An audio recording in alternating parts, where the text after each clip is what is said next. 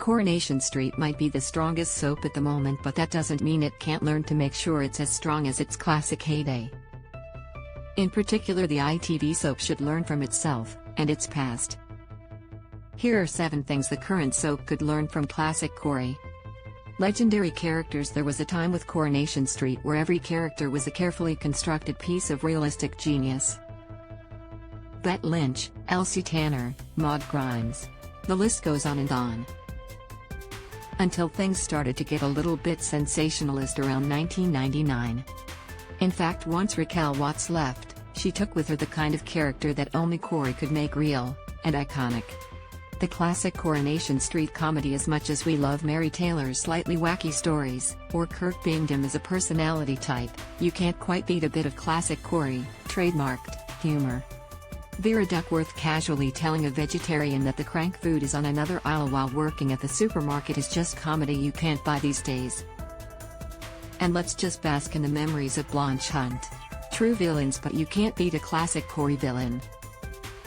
And we're not just talking Richard Hillman or Alan Bradley here, we mean real Corrie villains. Mike Baldwin was a hard-nosed businessman who would crush anyone who dared get between what he wanted.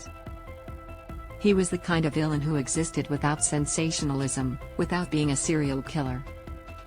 Utterly terrifying and frighteningly relatable. Realism in Classic Coronation Street. Yes, viewers love spectacle and they love high drama, but they also love realism. While EastEnders is full of gangsters, Corrie has always been packed to the brim with normal folk going about their lives. You can imagine the likes of Jack and Vera having a domestic in your pub, or Ken and Mike fighting over Deirdre, or Elsie Tanner ruling over the street with an iron tongue. That was the strength of Coronation Street, and it should remain so. Use what you've got. A former Coronation Street boss once said that she resisted the temptation to bring back all the icons of soap past because she wanted to leave them in the toy box for future bosses.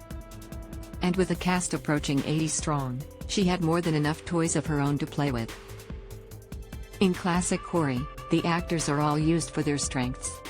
There was no dragging back big names in the hope of winning ratings. Characters were written for as they were. And the soap was all the better for it. No big stunts, big spectacle, and soap has its place. In Coronation Street it always has, relative to the era. Who can forget Rita Sullivan fleeing from Alan Bradley and him coming a cropper under a conveniently timed Blackpool tram? It was a heart-stopping moment, made all the more powerful because it was Rita who was fleeing from him.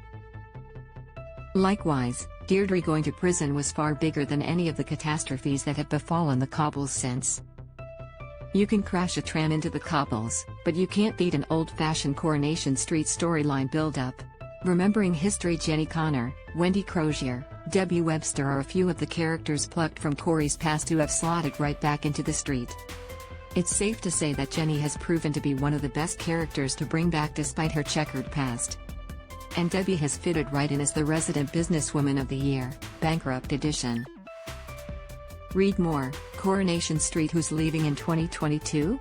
As for Wendy Flamin Crozier, it's a stroke of genius to bring her back into Ken Barlow's orbit.